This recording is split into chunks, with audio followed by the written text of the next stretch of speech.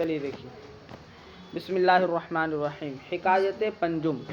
کل ہم نے 4 حکایتیں پڑھ لی تھی، آج 5ویں حکایت پڑھیں گے، ٹھیک ہے نا؟ حکایت پنجم، 5ویں حکایت۔ درویش نزد بخیل رفت و چیز سوال کرد۔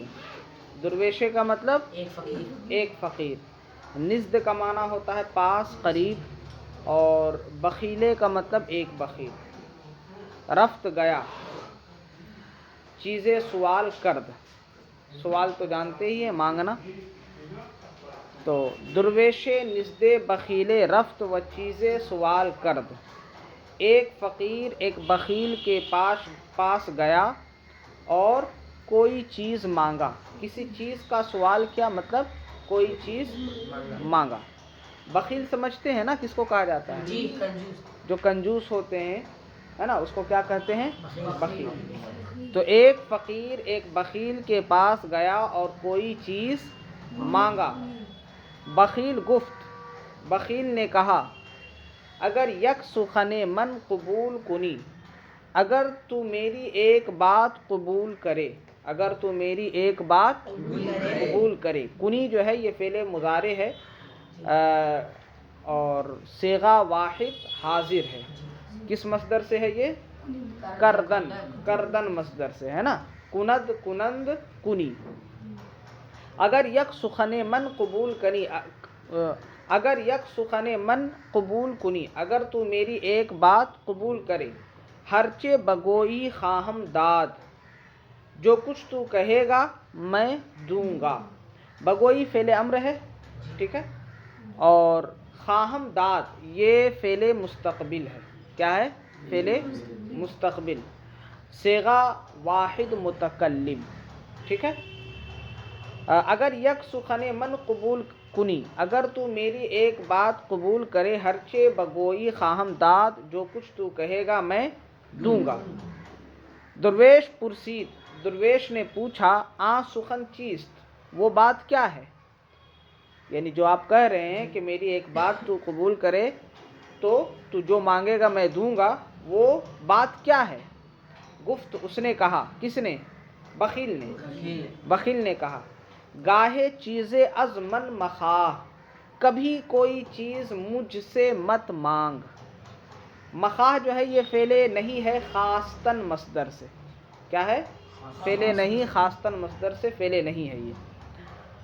لفظی معنی ہوگا کبھی مجھ سے کوئی چیز مت چاہ۔ خاصتاً مصدر کا معنی ہوتا ہے چاہنا نا، تو کبھی مجھ سے کوئی چیز مت چاہ، یعنی کبھی مجھ سے کوئی چیز مت مانگ۔ دیگر ہرچے بگوئی بکنم، دوسرا جو کچھ بھی تو مجھ سے کہے گا میں کروں گا۔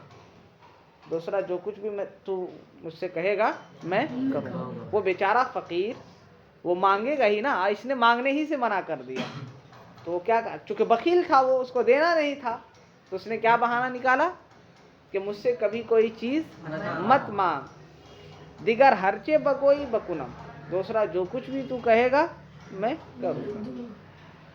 حکایت ششم، یہ ہے 6ٹھی حکایت۔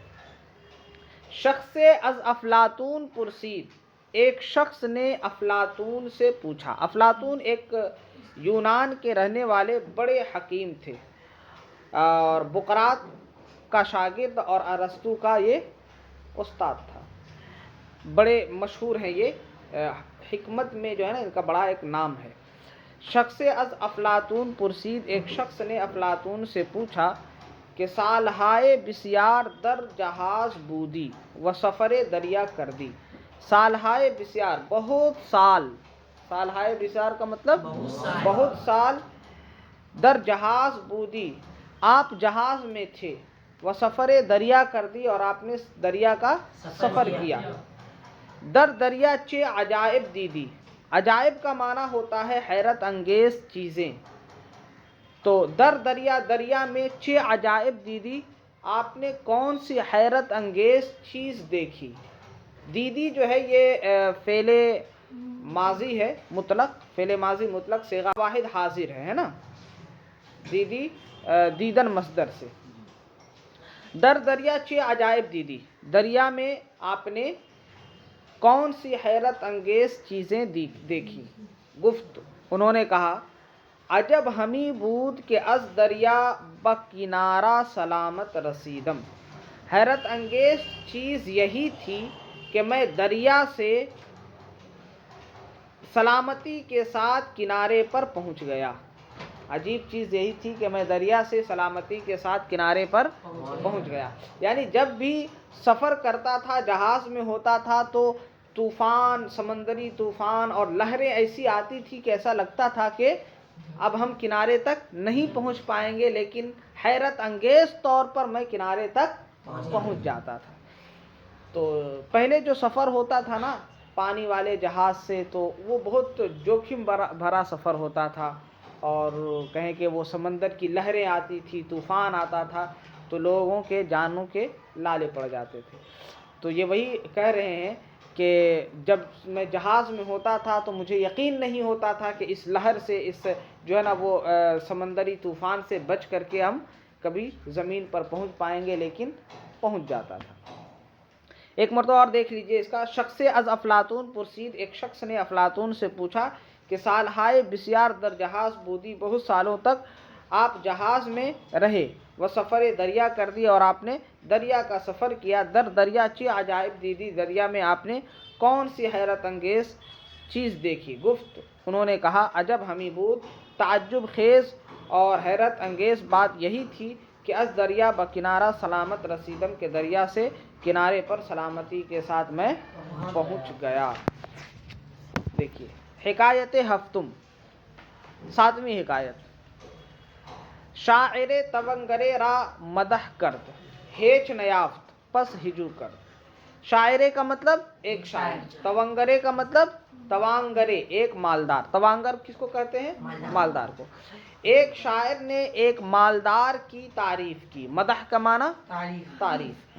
ایک شاعر نے ایک مالدار کی تعریف کی. ہیچ نیافت، ہیچ کا معنی ہوتا ہے کچھ، اور نیافت جو ہے یہ فعل ماضی مطلق منفی ہے. فعل ماضی مطلق منفی ہے، یافتن مصدر سے، صیغہ واحد غائب ہے. ہیچ نیافت کچھ نہیں پایا. کچھ نہیں پایا کا مطلب یہ ہے کہ مالدار نے اسے کچھ بھی انعام نہیں دیا.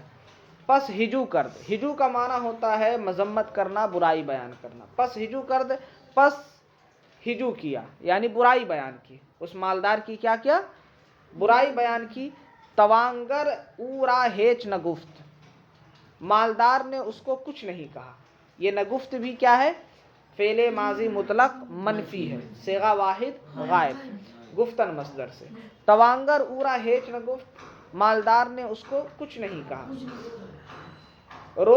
روز دیگر شاعر بر دروازے او رفت و نشست. روز دیگر دوسرے دن، شاعر دوسرے دن شاعر بر دروازے او اس کے دروازے پر رفت گیا، و نشست اور بیٹھ گیا. دوسرے دن شاعر اس کے دروازے پر گیا اور بیٹھ گیا. توانگر گفت، مالدار نے کہا، اے شاعر مدح کر دی تو نے میری تعریف کی.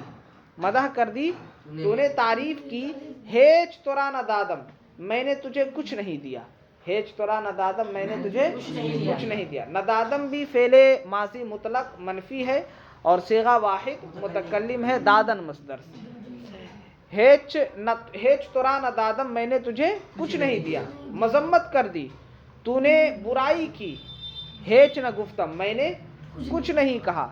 حالا چرا نشستئی، اب تو کیوں بیٹھا ہے؟ اب تو کیوں بیٹھا ہے؟ نشستئی جو ہے یہ فعل ماضی قریب ہے، صیغہ واحد حاضر ہے، نشستن مصدر سے، جس کا معنی ہوتا ہے بیٹھنا. تو وہ کہا مذمت کر دی تو نے برائی کیا. ہیچ نہ گفتم، میں نے تجھے کچھ نہیں کہا. حالا چرا نشستئی، اب تو کیوں بیٹھا ہے؟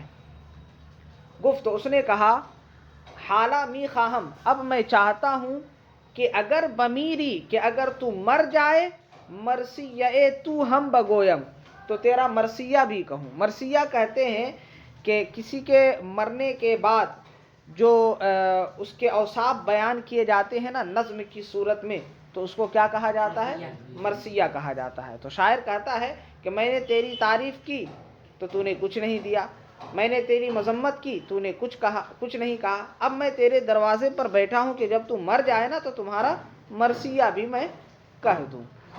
تو حالہ می خواہم، اب میں چاہتا ہوں کہ اگر بمیری، کہ اگر تو مر جائے، مرثیہ تو ہم بگویم، تو تیرا مرثیہ بھی میں کہوں۔ یہ می خواہم کیا ہے؟ فعل حال ہے۔ می خواہم فعل حال، صیغہ واحد متکلم ہے، خواہستن مصدر سے۔ کس سے؟ خواہستن مصدر سے ہے۔ اور بمیری یہ مردن مصدر سے، جس کا معنی تو مر جا۔ مردن مصدر معنی ہوتا ہے کیا؟ مرنا۔ تو ایک مرتبہ اور اس کا ترجمہ دیکھ لیجئے۔ شاعر توانگرے را مدح کرد، ایک شاعر نے ایک مالدار کی تعریف کی، ہیچ نیافت کچھ نہیں پایا، پس ہجو کرد پس برائی بیان کی، توانگر اورا ہیچ نہ گفت، مالدار نے اس کو کچھ نہیں کہا۔ روزے دیگر شاعر بر دروازے او رفت و نشست، دوسرے دن شاعر اس کے دروازے پر گیا اور بیٹھ گیا۔ توانگر گفت، مالدار نے کہا، اے شاعر مدح کر دی تو نے تعریف کی، ہیچ ترا نہ دادم، میں نے تجھے کچھ نہیں دیا۔ مذمت کر دی تو نے مذمت کی، تو نے برائی کی، ہیچ نہ گفتم، میں نے کچھ نہیں کہا۔ حالہ چرا نشستی، اب تو کیوں بیٹھا ہے؟ گفت، اس نے کہا، حالہ می خواہم، اب میں چاہتا ہوں کہ اگر بمیری، اگر تو مر جائے، مرثیہ تو ہم بگویم، تو تیرا مرثیہ بھی میں کہوں۔ حکایت ہشتم، یہ ہے 8ویں حکایت۔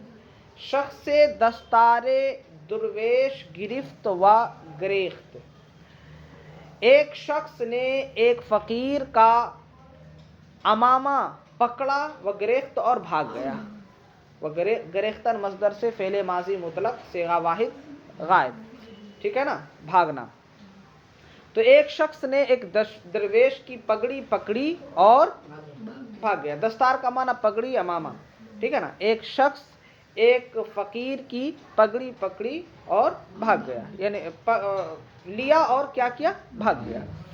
درویش بگورستان رفت و نشست، گورستان کا معنی ہوتا ہے قبرستان۔ فقیر قبرستان گیا، و نشست اور بیٹھ گیا۔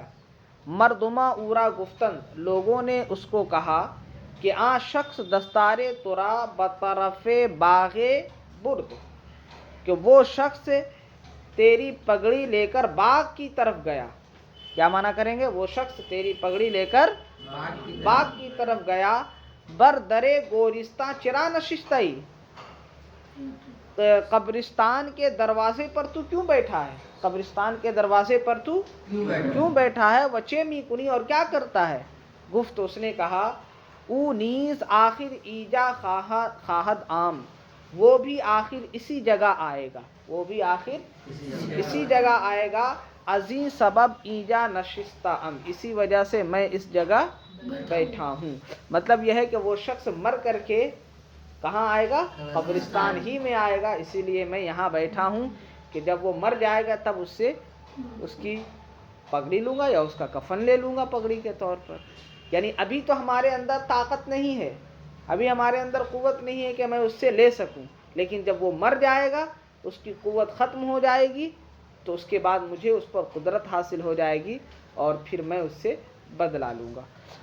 تو اس میں دیکھیے خواہد آمد، یہ کیا ہے؟ فعل مستقبل ہے، صیغہ واحد غائب ہے۔ کیا ہے؟ صیغہ واحد غائب۔ اور نشستہ ام، یہ جو ہے فعل ماضی قریب ہے، صیغہ واحد متکلم۔ اور چھ می کنی میں جو می کنی ہے، یہ کیا ہے؟ فعل حال ہے، فعل حال ہے،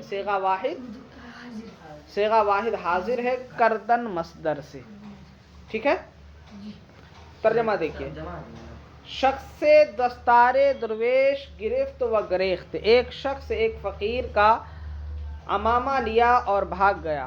درویش بگورستان رفت و نشست، فقیر قبرستان گیا اور بیٹھ گیا۔ مردما اورا گفتند، لوگوں نے اس کو کہا کہ آ شخص دستار ترا بطرف باغ برد، وہ شخص تیرا عمامہ لے کر، تیری پگڑی لے کر باغ کی طرف گیا ہے۔